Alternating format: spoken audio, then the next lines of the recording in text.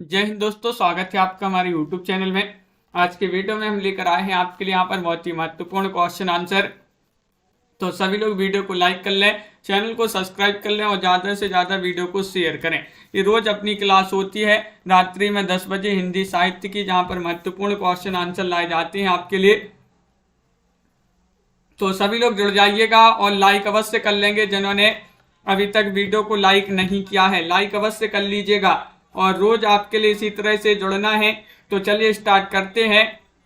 आज का अपना यहाँ पर फर्स्ट क्वेश्चन है, भवानी प्रसाद मिश्र को किस काव्य संग्रह पर उन्हें साहित्य अकादमी पुरस्कार मिला? बताइए क्या होगा सही आंसर। चयन कीजिएगा सभी लोग। सुहानी जी, अनीता जी, इशिका जी और नेहा जी।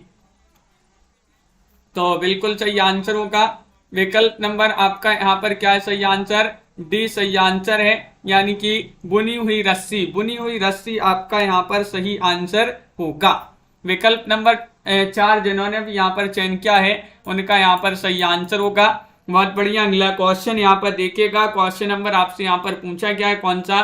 क्वेश्चन नंबर 2 है कि प्रगतिवादी कविता का प्रसार काल कब तक माना जाता है? प्रगतिवाद का पूछा गया है। क्वेश्चन नंबर 2 में आप सभी का क्या होगा सही आंसर? बताइएगा। सन 1950 ईस्वी, सन 1945 ईस्वी, सन 1935 ईस्वी, सन 1930 ईस्वी।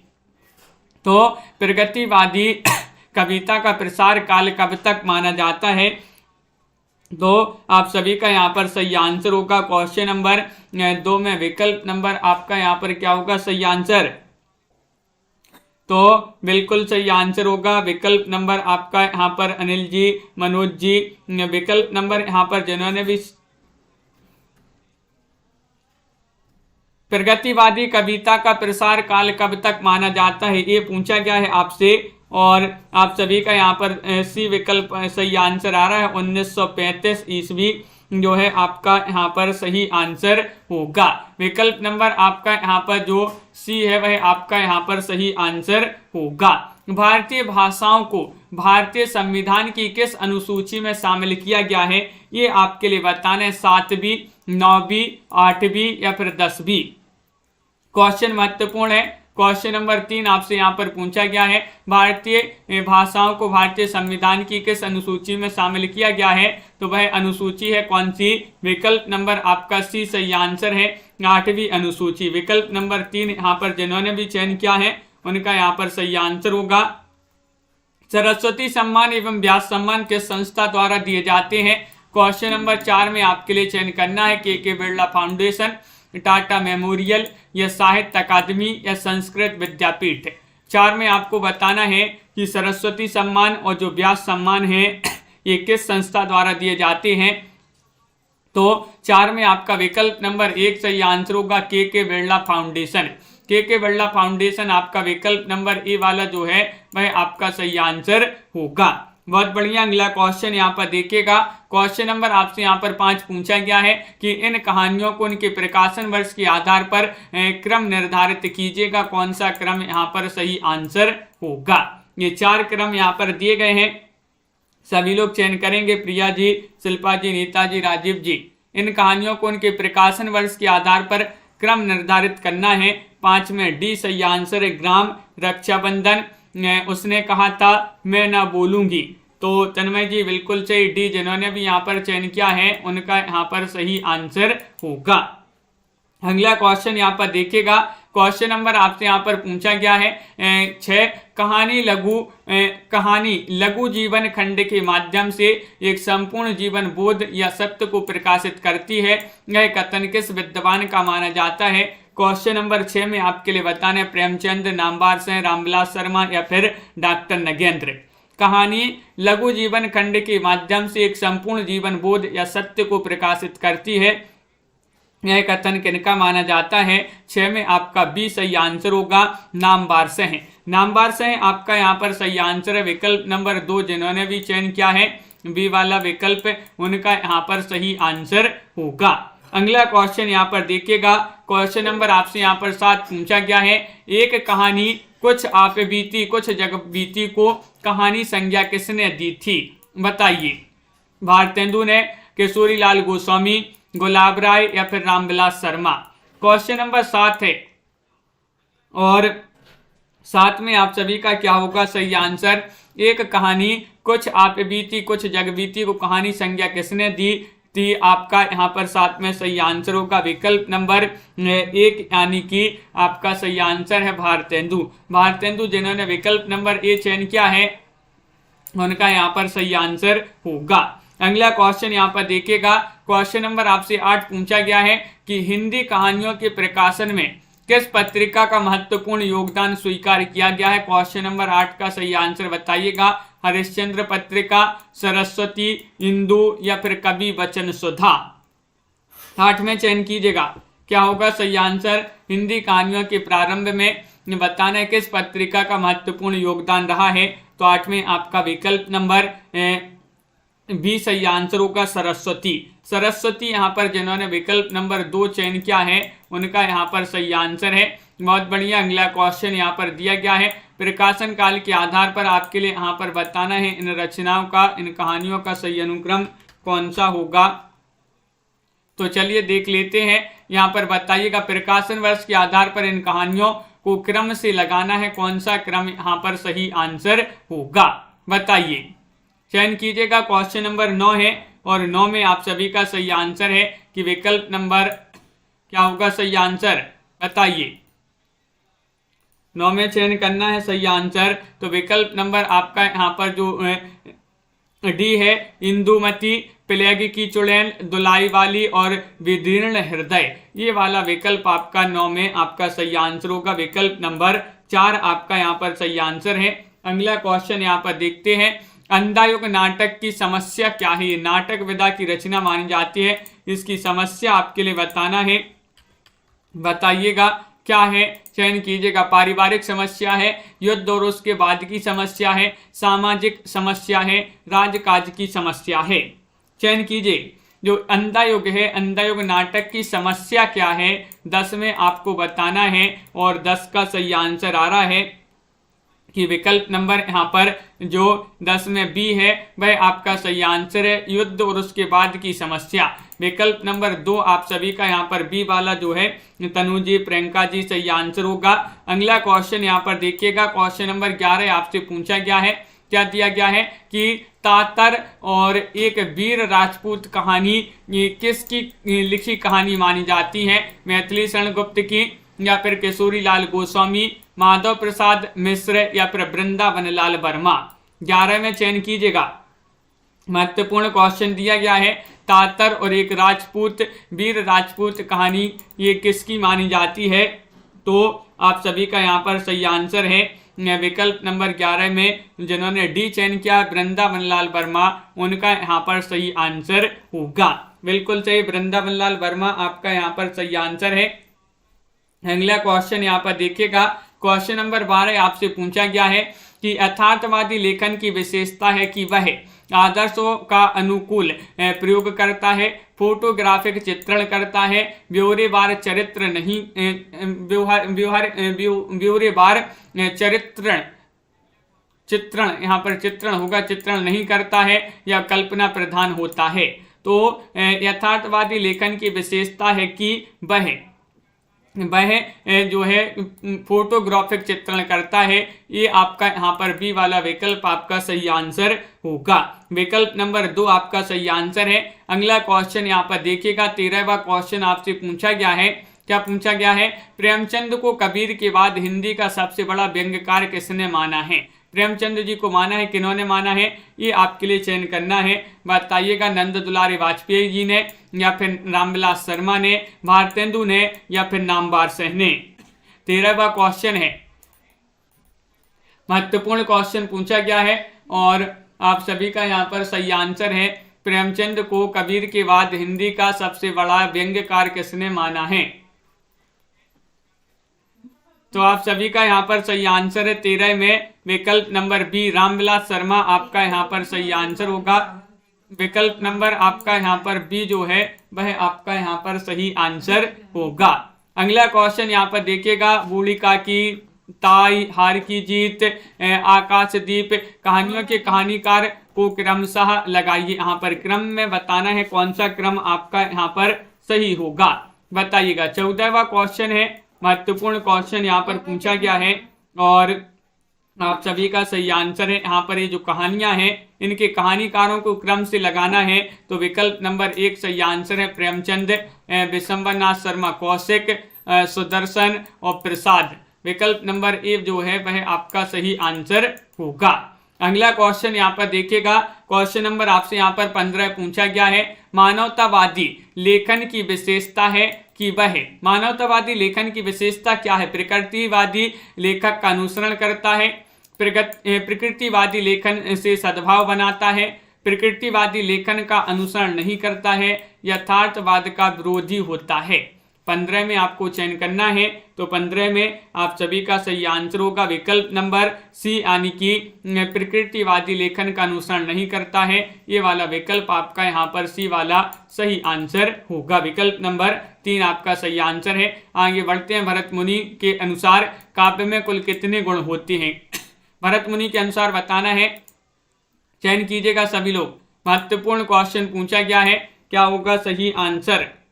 भरत मुनि के अनुसार बताना है, महत्वपूर्ण क्वेश्चन दिया गया है और आप सभी का यहाँ पर सही आंसर आ रहा है 10, 5, 3 या फिर 7। 16वां क्वेश्चन है और आप सभी का 16 में क्या होगा सही आंसर? रमा जी, रजनी जी और सत्यम जी। भरत मुनि के अनुसार बताना है काव्य में कुल कितने गुण होते हैं, तो 16 का विकल्प नंबर 1 सही आंसर है। 10 होते हैं। कितने होते हैं? 10 होते हैं। विकल्प नंबर 1 आपका सही आंसर होगा।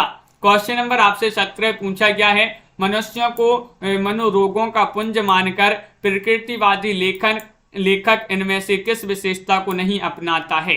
अर्थहीन आचरण को, या फिर कामसत्ता चेष्टाएं, या फिर गर्वान्वित धार्मिक भाव, या फिर नैसर्गिक नैतिकता। 17 में बताइए क्या होगा सही आंसर? मनुष्य को मनोरोगों का पुंज मानकर प्रकृतिवादी लेखक इनमें से किस विशेषता को नहीं अपनाता है? तो 17 में आपका डी वाला विकल्प सही आंसर है, नैसर्गिक नैतिकता को।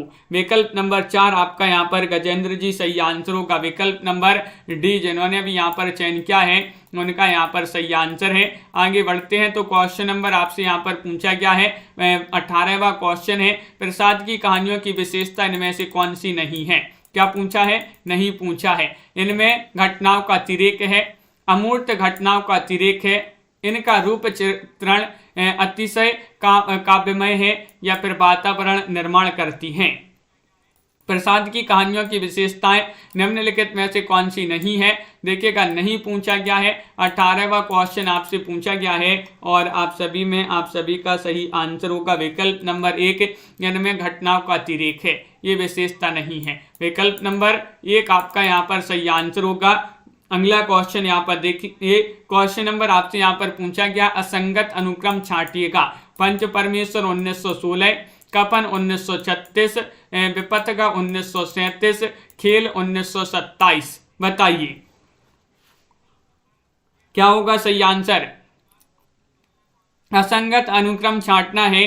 क्वेश्चन नंबर 19 आपसे पूछा गया है और 19 में आप सभी का यहाँ पर सही आंसर है कि असंगत में डी आपका सही आंसर होगा, खेल 1927। विकल्प नंबर आपका यहाँ पर क्या है सही आंसर? तो विकल्प आपका यहाँ पर डी जो है वह सही आंसर है, खेल 1927 आपका सही आंसर है। अगला क्वेश्चन यहाँ पर देखिएगा, हिंदी कहानी साहित्य की बृहत्तरी के रूप में किसे जाना जाता है? क्वेश्चन नंबर 20 में बताना है, प्रसाद प्रेमचंद सुदर्शन को, चंद्रधर शर्मा गुलेरी प्रसाद प्रेमचंद को, प्रेमचंद सुदर्शन कौशिक को, प्रसाद प्रेमचंद कौशिक को। 20 का सही आंसर बताइएगा। क्या पूछा है कि हिंदी कहानी साहित्य की त्रयी में बृहत्तरी के रूप में किसे जाना जाता है? तो 20 में आप सभी का सही आंसर होगा विकल्प नंबर आपका सी सही आंसर होगा, यानी कि प्रेमचंद सुदर्शन और कौशिक। प्रेमचंद सुदर्शन और कौशिक आपका सही आंसर होगा, सी वाला विकल्प आपका सही आंसर होगा। अगला क्वेश्चन यहाँ पर देखिएगा, क्वेश्चन नंबर आपसे 21 पूछा गया है, जैनेंद्र की कहानियों को प्रकाशन वर्ष के आधार पर सही अनुक्रम में लगाइएगा। कौन सा अनुक्रम यहाँ पर सही आंसर होगा बताइएगा। ये अनुक्रम आपके यहाँ पर 4 दिए गए हैं। 21वां क्वेश्चन पूछा गया है, तो 21 में आपका सही अनुक्रम में बात करें तो सबसे पहले खेल आएगा, उसके बाद फांसी, एक रात और उसके बाद पाजीब। तो विकल्प नंबर आपका यहाँ पर बी आपका यहाँ पर सही आंसर होगा। विकल्प नंबर 2 जिन्होंने भी चयन किया है उनका यहाँ पर सही आंसर होगा। अगला क्वेश्चन यहाँ पर देखिएगा, क्वेश्चन नंबर आपसे यहाँ पर पूछा गया है 22 कि नई कहानी के स्थान पर आ कहानी को कब प्रतिष्ठित किया गया। क्वेश्चन नंबर 22 में बताना 1960-61 ईस्वी में, 1960-62 ईस्वी में, या फिर 1959 से 1961 ईस्वी में, या फिर 1962-1963 ईस्वी में। क्वेश्चन आपका महत्वपूर्ण है।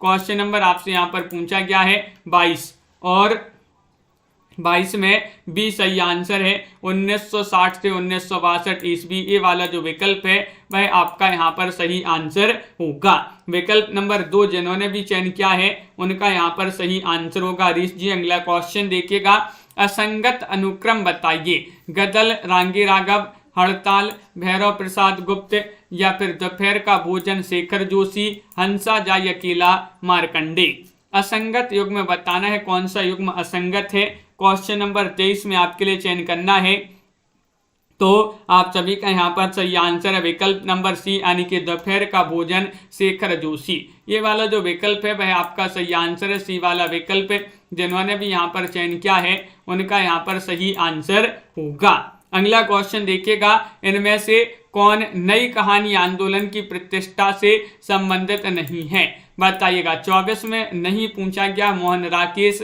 कमलेश्वर, राजेंद्र यादव, या फिर महीप सिंह। बताइए इनमें से बताना है कौन नई कहानी आंदोलन की प्रतिष्ठा से संबंधित नहीं है। तो आप सभी का सही आंसर आ रहा है 24 में विकल्प नंबर डी आपका सही आंसर होगा, महीप सिंह।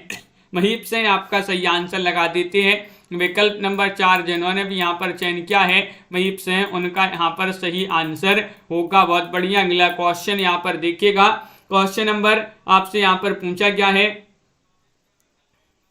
देखिए 24वां हो गया। 25वां क्वेश्चन है, वारेन हैसीटंग का सांड कहानी के लेखक कौन माने जाते हैं। स्वयं प्रकाश हैं, उदय प्रकाश हैं, राजेंद्र यादव हैं, या बाल मुकुंद गुप्त हैं। 25 में आपके लिए चयन करना है, 25 का सही आंसर क्या होगा बताइए सभी लोग। और लाइक अवश्य करते जाइएगा, जिन्होंने अभी तक वीडियो को लाइक नहीं किया है लाइक अवश्य कर लें। महत्वपूर्ण क्वेश्चन यहाँ पर लेकर आए हैं आपके लिए, और आप सभी का यहाँ पर सही आंसर आ रहा है कि विकल्प नंबर यहाँ पर 25 में जो बी है वह आपका सही आंसर होगा, यानी कि उदय प्रकाश आप सभी का सही आंसर होगा। अगला क्वेश्चन देखिए, सुधीर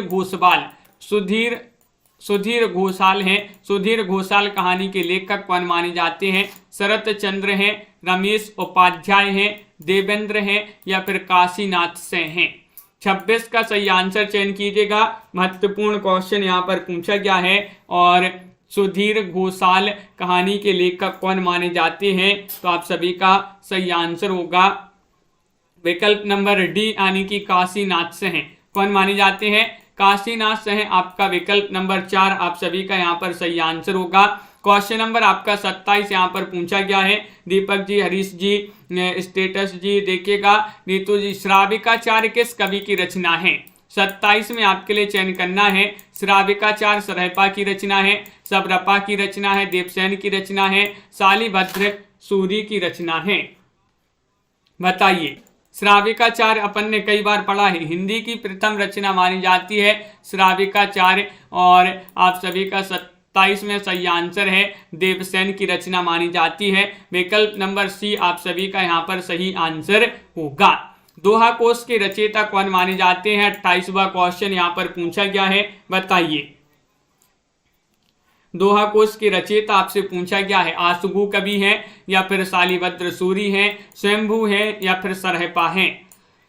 28वां क्वेश्चन यहाँ पर दिया गया है, और 28 में आप सभी का सही आंसर आ रहा है कि विकल्प नंबर डी सही आंसर होगा। सरहपा कौन मानी जाती हैं? सरहपा मानी जाती हैं। विकल्प नंबर 4 जिन्होंने भी चयन किया है उनका यहाँ पर सही आंसर होगा। अगला क्वेश्चन देखिए, भरतेश्वर बाहुबली रास ये किसकी रचना मानी जाती है?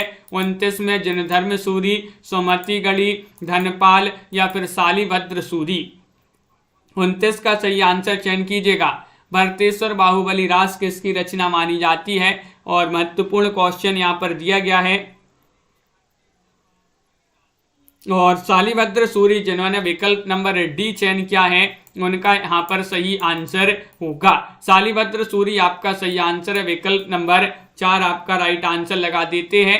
अगला क्वेश्चन यहाँ पर पूछा गया है, क्वेश्चन नंबर 30 है कि परमात्म प्रकाश और योग सार ये गद्य रचनाओं की रचयिता कौन माने जाते हैं? 30 में आपके लिए चयन करना है, बताइए। सभी के कमेंट यहाँ पर देखते जा रहे हैं, बहुत बढ़िया। क्या होगा सही आंसर? परमात्म प्रकाश व योग सार गद्य रचनाओं की रचयिता माने जाते हैं रामसेन, जोइंदू, रोड़ा कवि या फिर पुष्पदंत।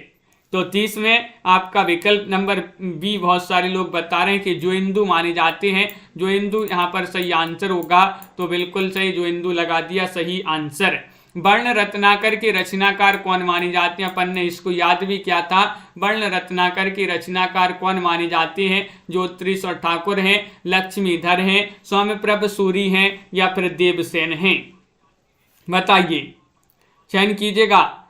वर्ण रत्नाकर के रचनाकार कौन माने जाते हैं? तो अपन ने इसको याद किया था कि जो वर्ण है, वर्ण अपन को पढ़ना है ज्योति में। ज्योति में वर्ण अपन को ज्योति में पढ़ना है, तो वर्ण से वर्ण रत्नाकर और ज्योति से ज्योतिष ठाकुर। आपका विकल्प नंबर ए जो है वह आपका यहाँ पर सही आंसर होगा। विकल्प नंबर ए जो जिन्होंने भी चयन किया है उनका सही आंसर है।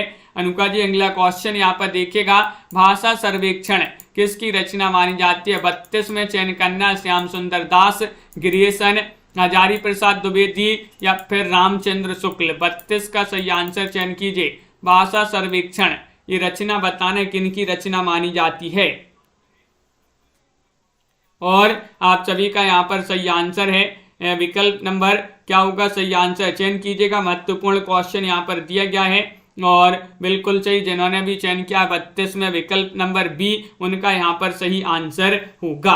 बी आपका यहाँ पर सही आंसर है, बहुत बढ़िया। विकल्प नंबर बी ग्रेजुएशन यहाँ पर जिन्होंने भी चयन किया है उनका सही आंसर है।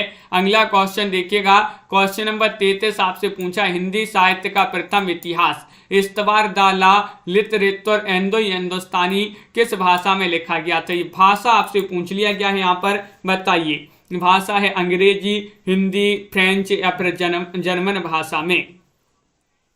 किस भाषा में लिखा गया? तो हिंदी साहित्य का प्रथम इतिहास ग्रंथ कौन सा है? इस्तवार दाला लित रित्वर एंदो हिंदुस्तानी, ये लिखा गया था फ्रेंच भाषा में। किस भाषा में? फ्रेंच। आपका विकल्प नंबर जो सी है वह आपका यहाँ पर सही आंसर होगा। विकल्प नंबर 3 आपका सही आंसर है, बहुत बढ़िया। अगला क्वेश्चन यहाँ पर देखिएगा, क्वेश्चन नंबर आपसे यहाँ पर 34 पूछा गया है, हिंदी भाषा में लिखा जाने वाला हिंदी साहित्य का प्रथम इतिहास ग्रंथ जो है शिवसेन सरोज है, मिश्र बंधु है या फिर हिंदी साहित्य का आलोचनात्मक इतिहास या फिर हिंदी साहित्य का इतिहास, बताइए। क्वेश्चन नंबर आपका यहाँ पर पूछा गया है 34 है और 34 में आप सभी का सही आंसर होगा। हिंदी भाषा में लिखा जाने वाला हिंदी साहित्य का प्रथम इतिहास माना जाता है शिवसेन सरोज। शिवसेन सरोज जो है शिवसेन सेंगर का ये जो है माना जाता है ग्रंथ, बिल्कुल सही। तो बिल्कुल सही विकल्प नंबर 1 जिन्होंने भी यहाँ पर चयन किया है उनका यहाँ पर सही आंसर होगा। अगला क्वेश्चन देखिएगा, उत्तर अपभ्रंश को पुरानी हिंदी कहने वाले प्रथम विद्वान कौन है? क्वेश्चन नंबर आपका यहाँ पर पूछा गया है 35 और 35 का सही आंसर क्या होगा, चयन करना है। 4 विकल्प दिए गए हैं और आप सभी का यहाँ पर सही आंसर होगा। क्या होगा सही आंसर? तो बिल्कुल सही विकल्प नंबर 35 में आपका यहाँ पर बहुत सारे लोग गुलेरी बता रहे हैं कि उत्तर अपभ्रंश को पुरानी हिंदी कहने वाले प्रथम विद्वान कौन है? तो चंद्रधर शर्मा गुलेरी आपका यहाँ पर सही आंसर होगा। सरहपा को हिंदी का प्रथम कवि मानने वाले विद्वान कौन है? बताइएगा। सरहपा को 36 में बताना है, डॉक्टर गणपति चंद्र गुप्त हैं, राहुल सांकृत्यायन है, धीरेन्द्र वर्मा है, डॉक्टर रसाल हैं। 36 का सही आंसर चयन कीजिएगा, क्या होगा सही आंसर। सरहपा को हिंदी का प्रथम कवि मानने वाले विद्वान कौन माने जाते हैं, तो राहुल सांकृत्यायन। राहुल सांकृत्यायन आपका विकल्प नंबर जो बी है वह आप सभी का यहाँ पर सही आंसर होगा। बहुत बढ़िया, सभी लोगों ने सही आंसर चयन किया है। अगला क्वेश्चन देखिएगा अंशु जी, उक्ति व्यक्ति प्रकरण के रचयिता कौन माने जाते हैं। क्वेश्चन नंबर 37 है। एक बार लाइक अवश्य कर लेंगे सभी लोग, क्या होगा इसका सही आंसर। लाइक और शेयर सभी के लिए करते जाना है और चयन करते जाना है आपका क्या होगा। क्वेश्चन नंबर 37 में सही आंसर उक्ति व्यक्ति प्रकरण के रचयिता माने जाते हैं कौन, विकल्प नंबर आपका यहाँ पर सी सही आंसर होगा, दामोदर। दामोदर शर्मा आपका यहाँ पर विकल्प नंबर जो 3 है वह आपका यहाँ पर सही आंसर होगा। अपभ्रंश व्याकरण के रचयिता कौन माने जाते हैं, हेमचंद्र या फिर विद्याधर, सौम्यप्रभ सूरी या फिर धनपाल, कौन माने जाते हैं। अपभ्रंश व्याकरण के रचयिता कौन माने जाते हैं, ये आपसे पूछा गया है और 38 में आप सभी का सही आंसर होगा, विकल्प नंबर 1 आपका सही आंसर है, हेमचंद्र। हेमचंद्र जिन्होंने भी यहाँ पर चयन किया है, विकल्प नंबर ए उनका यहाँ पर सही आंसर होगा। अगला क्वेश्चन यहाँ पर दिया गया कि मिश्र बंधुओं द्वारा विरचित मिश्र बंधु विनोद कितने भागों में विभाजित है। मिश्र बंधुओं का एक ग्रंथ पूछा जाता है। मिश्र बंधु 3 भाई थे, गणेश बिहारी, श्याम बिहारी, सुखदेव बिहारी, ये 3 भाई थे मिश्र बंधु। इन्होंने एक ग्रंथ की रचना की थी, मिश्र बंधु विनोद। हिंदी नवरत्न इन्हीं का है और मिश्र बंधु विनोद जो है ये कितने भागों में, 1 2 3 4, तो आप सभी का सही आंसर है, क्या है सही आंसर, 39 में आपका सही आंसर है। ये 4 भागों में, इसके 3 भाग एक साथ और चौथा भाग जो है अलग प्रकाशित हुआ था। अगर आपके लिए प्रकाशन का वर्ष पता है तो आप कमेंट में लिखिएगा। वीरगाथा काल को संधि काल या चारण काल की संज्ञा किसने दी है, 40 में आपके लिए बताना है, बताइएगा क्या होगा सही आंसर। गिरीशन ने, धीरेन्द्र वर्मा ने, रामकुमार वर्मा ने, हजारी प्रसाद द्विवेदी ने। प्रमोद जी चयन कीजिएगा, सभी के यहाँ पर कमेंट देखते जा रहे हैं। और वीरगाथा काल को संधि काल या चारण काल की संज्ञा दी थी किन्होंने, 40 में सी सही आंसर होगा, यानी कि डॉक्टर रामकुमार वर्मा ने। डॉक्टर रामकुमार वर्मा आपका सही आंसर लगा दें, बिल्कुल सही। सभी लोगों ने जिन्होंने भी चयन किया डॉक्टर रामकुमार वर्मा, उनका सही आंसर होगा। हाँ बिल्कुल सही। मिश्र बंधु विनोद के जो हैं प्रथम 3 भाग 1913 में और जो चौथा भाग था 1934 में जो है प्रकाशित हुआ था। बहुत बढ़िया, यहाँ पर सभी लोगों ने बताया है। अगला क्वेश्चन देखिएगा, आशुगु कवि की रचना आपके लिए बताने कौन सी मानी जाती है, बताइए।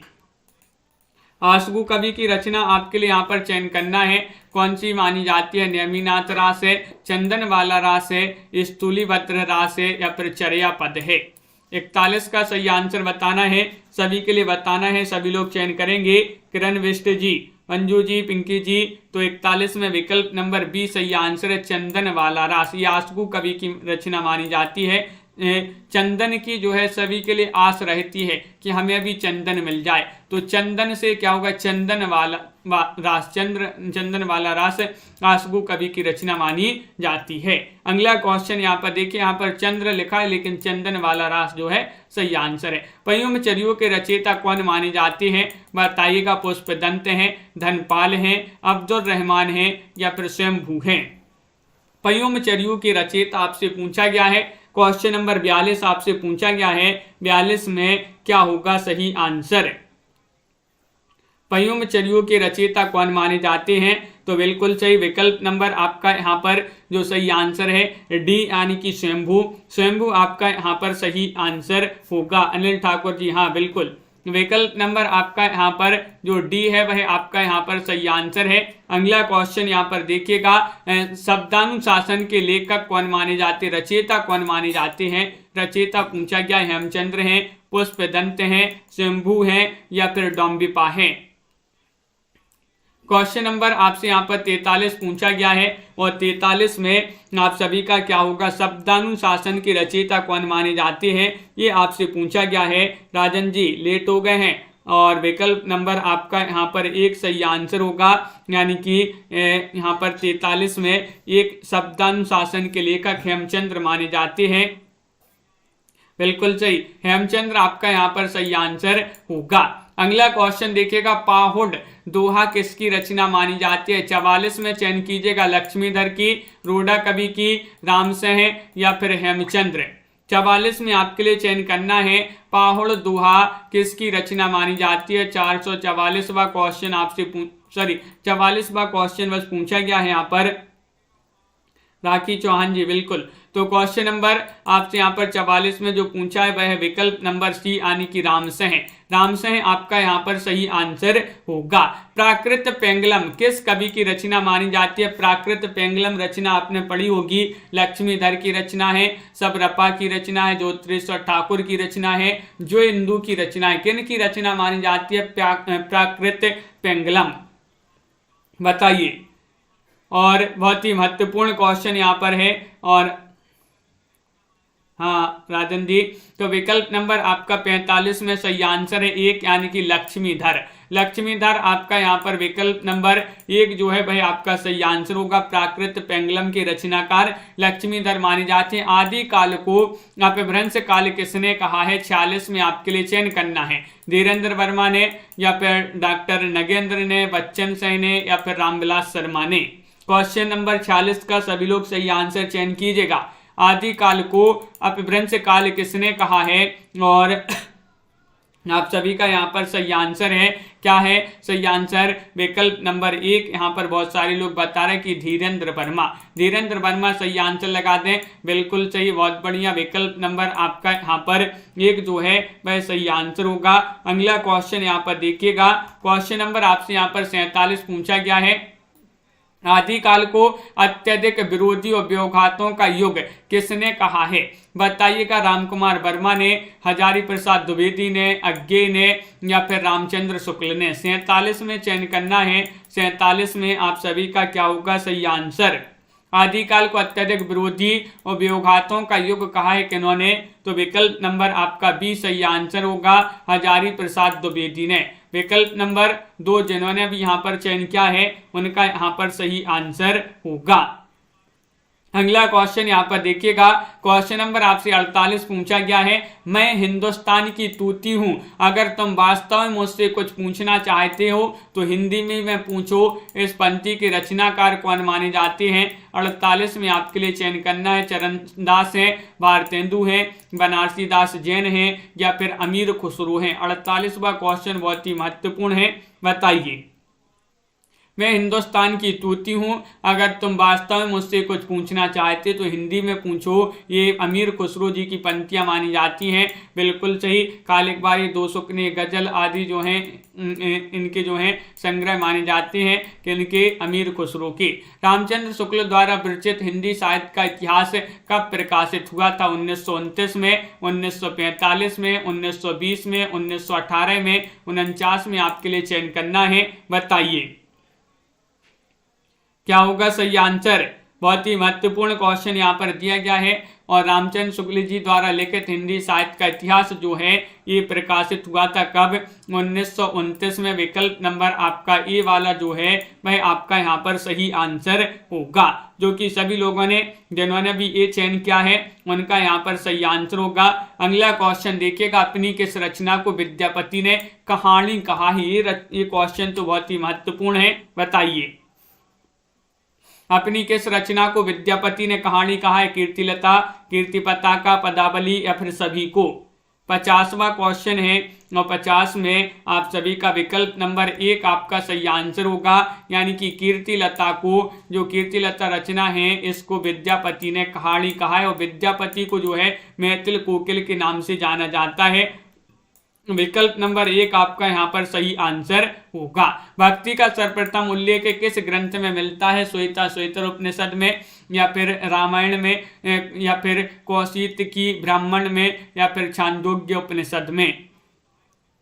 तो आप सभी का यहाँ पर सही आंसर है क्वेश्चन नंबर 51। 51 में आपको बताना भक्ति का सर्वप्रथम उल्लेख किस ग्रंथ में मिलता है। 51 में आपका ये सही आंसर होगा श्वेता उपनिषद में। किसमें? श्वेता उपनिषद, यानी कि विकल्प नंबर ये आपका यहाँ पर सही आंसर होगा। बहुत बढ़िया। ईसवी सन में कितने वर्ष जोड़ने पर विक्रमी संवत बनता है? ईसवी सन में कितने वर्ष जोड़ने पर विक्रमी संवत बनता है? 60 वर्ष, 57 वर्ष, 64 वर्ष या फिर 80 वर्ष।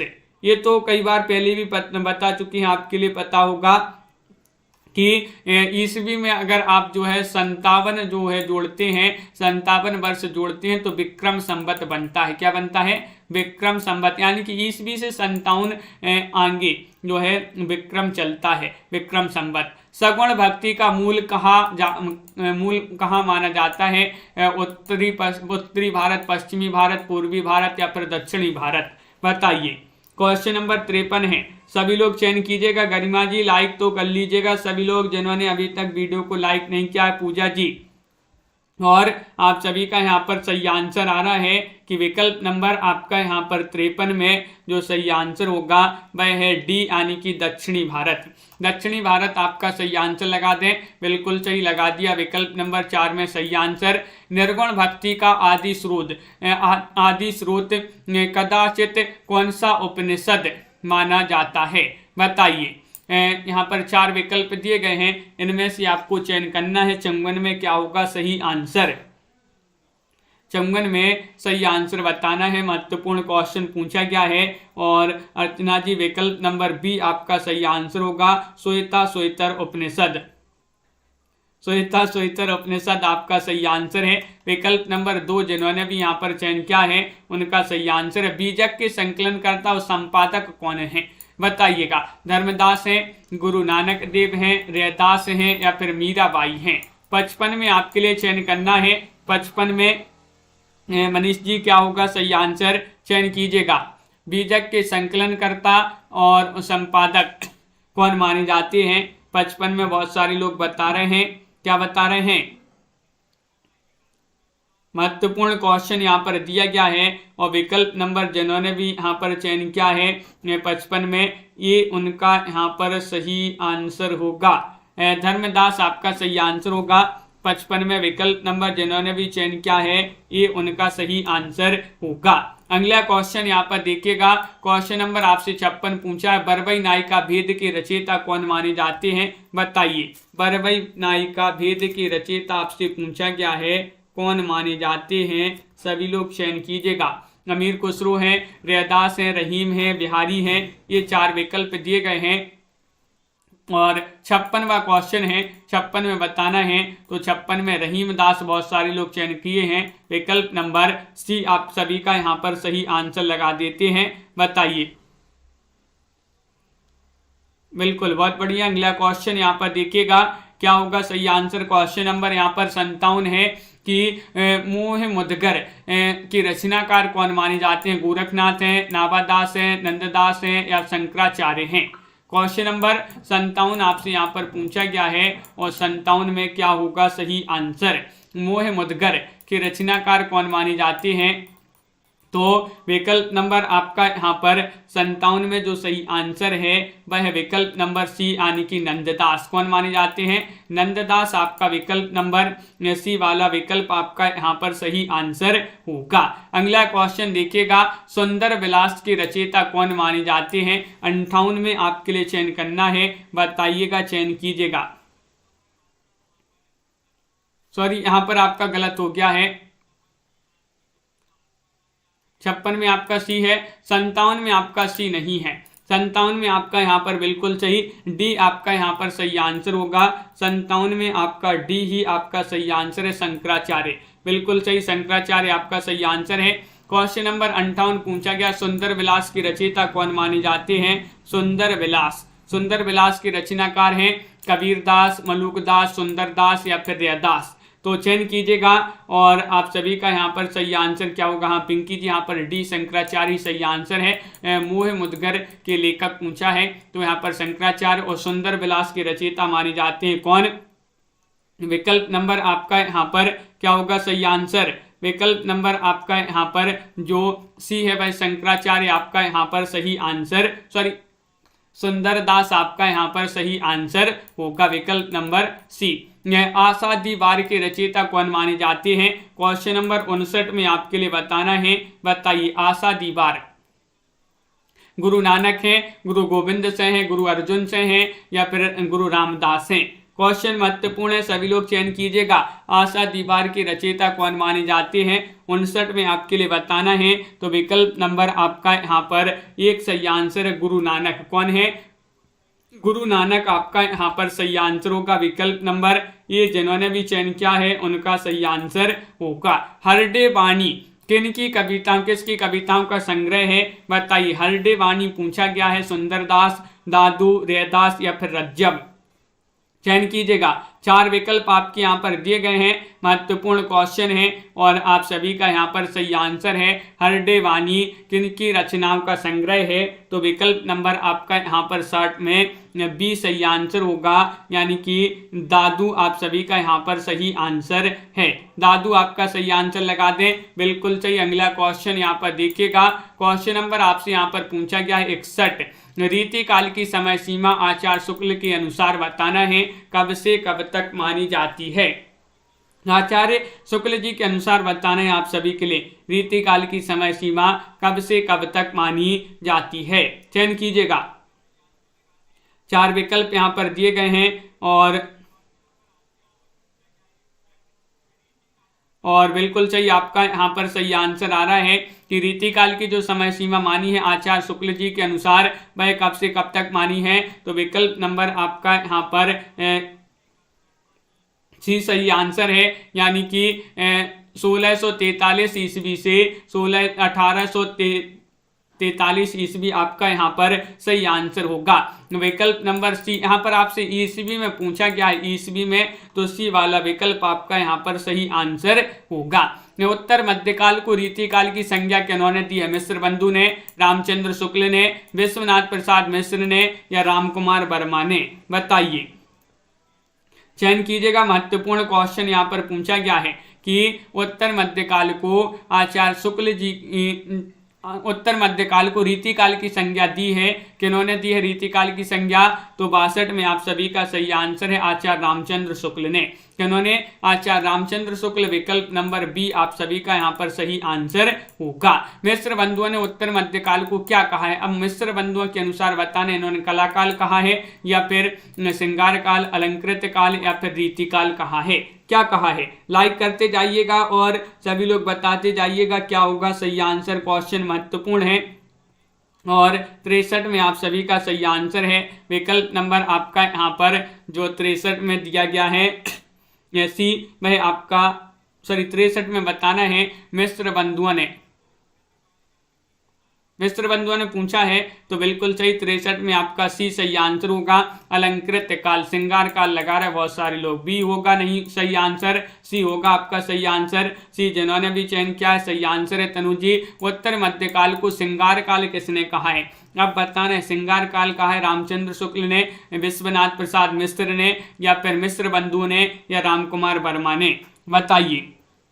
64वां क्वेश्चन है और 64 में आप सभी का यहाँ पर सही आंसर आ रहा है कि उत्तर मध्यकाल को श्रृंगार काल नाम किसने दिया है। तो आप सभी का 64 में सही आंसर आ रहा है विकल्प नंबर बी, यानी कि श्रृंगार जो है विश्व के लोग करते हैं, श्रृंगार विश्व के लोग करते हैं। तो विश्व से विश्वनाथ और श्रृंगार से श्रृंगार काल आपका सही आंसर होगा। हाँ, संवत और ईस्वी में जो है कंफ्यूज हो जाते हैं, तो याद रखना है। तो विकल्प नंबर आपका जो बी है वह आपका सही आंसर है। अगर आपसे वहाँ पर यहाँ पर ईस्वी में पूछा जाए, अगर आपको संवत में याद है तो आप उसमें से जो है जैसे ईस्वी में पूछा है तो आप ईस्वी में 57 और प्लस कर देंगे तो वो संवत में आ जाता है। और अगर जो है संवत में या ईस्वी में इस प्रकार जो है 57 का जो है 57 का जो है इसमें क्या रहता है, अंतर रहता है। संवत आगे चलता है ईस्वी से।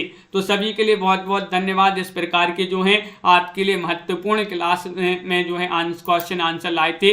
और आपके लिए बता दें ये क्लास जो है अपनी रोज चलती है कितने बजे, ये क्लास अपनी रात्रि में 10 बजे क्लास होती है। और भी हिंदी साहित्य की एक सुबह 9 बजे क्लास होती है, एक शाम को 4 बजे क्लास होती है, एक शाम को 7:30 बजे क्लास होती है। हिंदी साहित्य की क्लासें लाई जाती हैं और एक रात्रि में यही वाली 10 बजे। साहित्य की 4 क्लासें आपके लिए फ्री लाई जा रही हैं, जो शाम वाली होती है इसमें व्याकरण के क्वेश्चन आंसर होते हैं। सभी के लिए बहुत बहुत धन्यवाद। इसी तरह से सभी को जुड़ना है, सभी लोग जो है जुड़ते हैं तो मजा आता है पढ़ने में यहाँ पर, और महत्वपूर्ण क्वेश्चन आंसरों की इसी तरह से आपके लिए हम प्रैक्टिस करवाते रहेंगे। जुड़िएगा।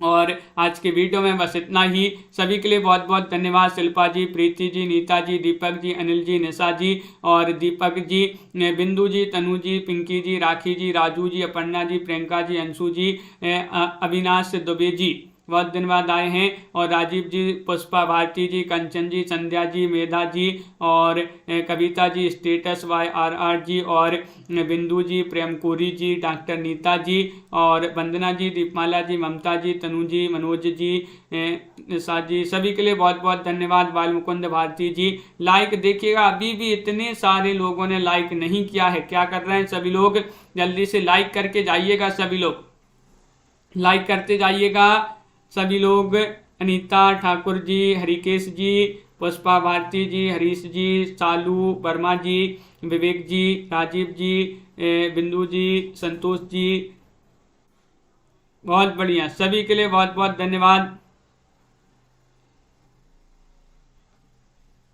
ओके अविनाश जी, तो संध्या जी, सभी के लिए बहुत बहुत धन्यवाद। पुष्पा भारती जी, राजन जी, सभी के लिए बहुत बहुत धन्यवाद। आज की वीडियो में बस इतना ही। सभी के लिए शुभ रात्रि। सभी के लिए जय